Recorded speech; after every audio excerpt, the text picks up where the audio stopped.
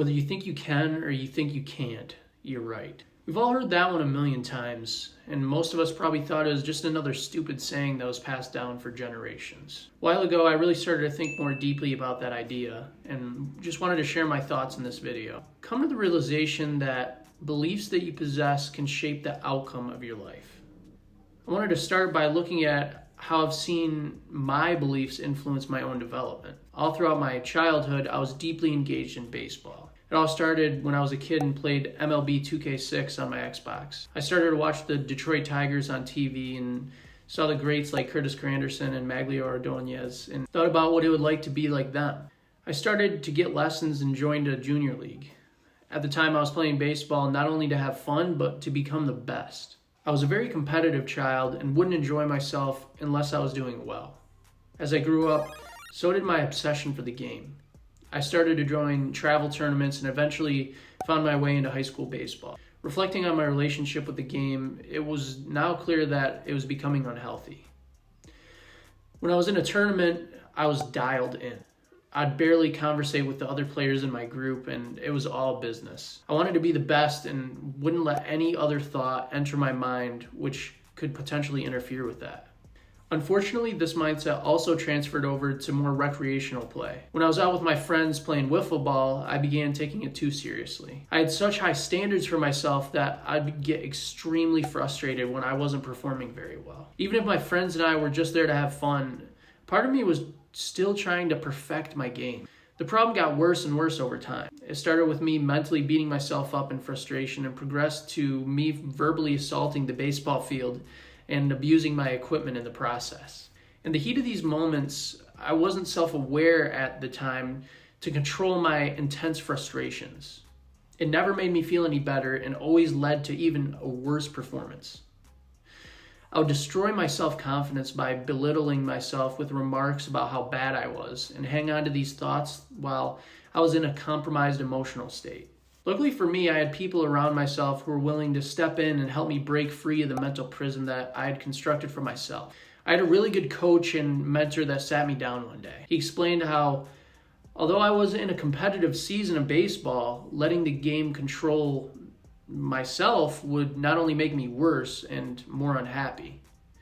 At the time, I was honestly ashamed of myself for how I was behaving and knew he was right, honestly. Something needed to change about my behavior, and it was now my job to understand how to make that happen. Through a long process of self-exploration, I found the root of my problems.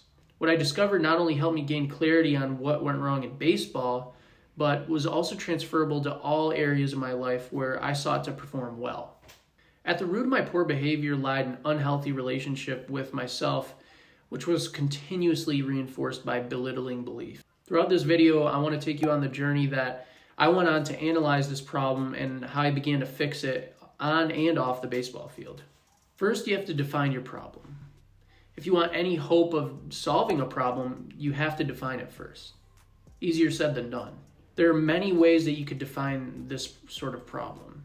At the surface, I could tell that I had a problem with anger and violent physical outbursts. Although this was true, they were not the problem themselves. These behaviors were simply a byproduct of a larger problem. In order to control my aggression, I had to analyze what was causing it in the first place. As I was saying before, I had a perfectionist mindset, which caused me to get mad at myself when I wouldn't live up to the standards. So right there it is, the solution to my problem. If I wasn't a perfectionist, then my undesirable behaviors would go away, right?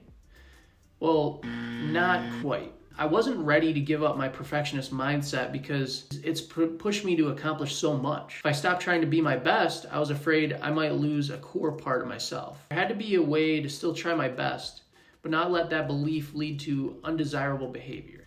Now, at this point, I was closer to defining the problem. It wasn't necessarily the fact that I wanted to be the best, it was how I responded when I wasn't the best. I let actions like a missed ground ball or a strikeout cause a negative belief about myself.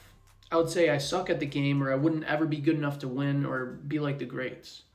These beliefs I would tell myself were in conflict with how I wanted to identify, which was to be a good player. With my ideal identity and my current beliefs in conflict, negative emotions came to surface. I felt this inner conflict and let my emotions materialize into self-destructive acts of violence. I was now confident that I discovered the root cause of my problem. To define it in plain English, I suffered from belittling beliefs about my abilities. A belittling belief is one which degrades your self-worth. It makes you believe that you're not good enough to act in alignment with your intentions. Now, I wanted to introduce this idea of the 4 R's. Understanding a problem is a big milestone. Many of us attempt to solve our problems when in reality, we're off on a wild goose chase trying to solve a symptom of that problem. Hopefully, through my story, you can apply this logic to your own life and dig past undesirable behaviors and find the beliefs that are driving it. Once we identify these beliefs and label them as problematic for the behaviors that they promote, we must take strides to remove them from our lives. Knowing that I suffer from belittling beliefs does me no good if I continue to have them and the poor behavior that comes with it on the field. Finding a solution to this problem was extremely difficult, and it's honestly a continual work in progress, but applied to other aspects of my life. Of all the things I tried, I found just 4 steps which led to real results.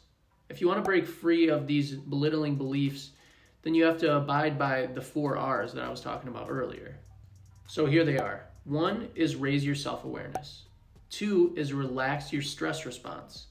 3 is recruit productive thinking. And 4 is reframe your belief.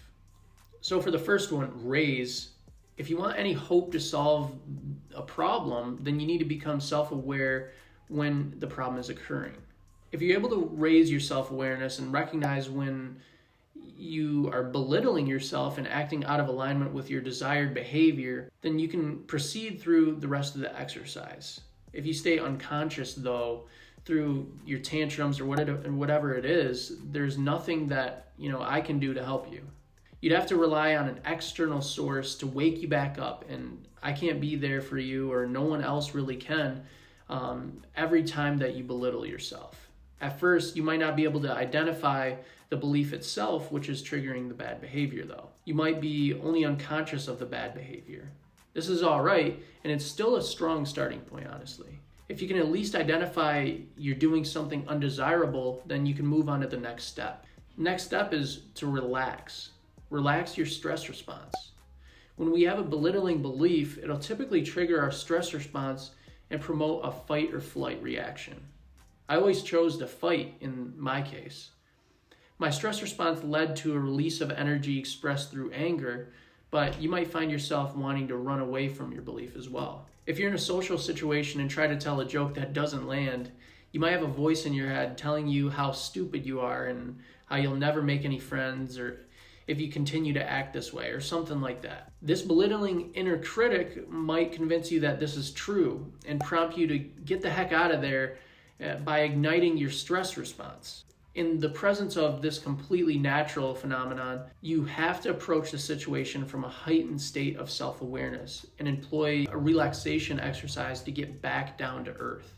Simple breathing exercise where you breathe in and then exhale through your nose for 5 breaths has been scientifically proven to counteract our stress response and get us back into a relaxed state. Simply exhale longer than you inhale, and before you know it, you'll be back in control of your emotions. Now the third one, recruit. Assuming that you're able to identify the belief and mitigate the stress response that it triggered, you're well on your way to overcoming it for good. There are just 2 steps left for eradicating this belief from your life.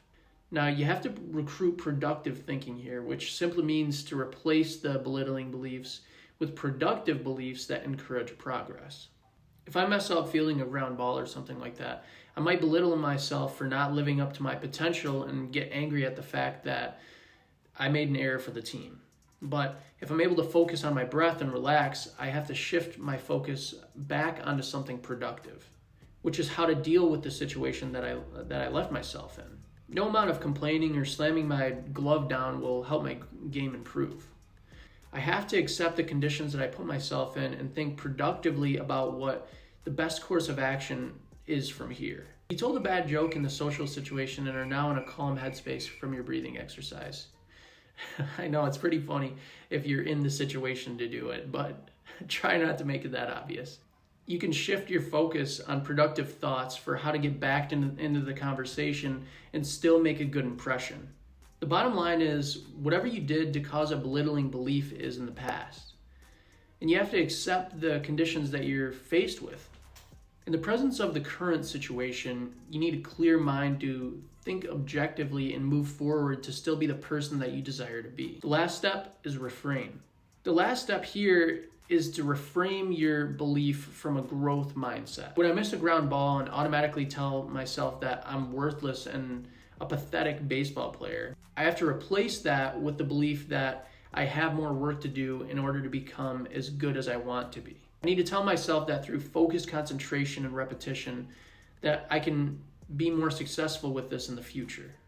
A growth mindset is one where you believe that you can become better and grow into the person that you desire to become. You may not be there yet. Yet is the important part here. If you suffer from a belittling belief, it's pulling you into a victimhood and away from the path of growth. Once you establish a productive thought of how you're going to proceed in the current situation, cap it off with a reaffirming belief to yourself that you are now in control and can grow into a better person. The only way growth occurs is through intentional action, which is impossible in the face of a high stress response. By following these 4 steps, you'll be able to mitigate the damage of belittling beliefs and begin to replace them with more empowering ones, raising your performance and growing into what you know that you're capable of. If you've seen any of my videos before, you'll recognize that this tool starts the same as every other self-help concept, and that's to raise your self-awareness. Awareness is all about recognizing the gap between who we intend to be and how we're acting in the moment. All that life has to offer exists by shrinking that gap. None of the tips that I provide in any of these videos will be of any service to you if you don't take self-awareness seriously. It's truly the path to solving any personal problem that you're facing in your life. Whether it be with belittling beliefs or another mental obstacle, the path to a desired future comes from a heightened state of awareness of our own condition. If you're looking for more practical tips on raising your self-awareness, I suggest that you check out my video on the top 6 tools for presence. And if you enjoyed this video, make sure to hit the like and subscribe and comment your thoughts below. Thanks for watching.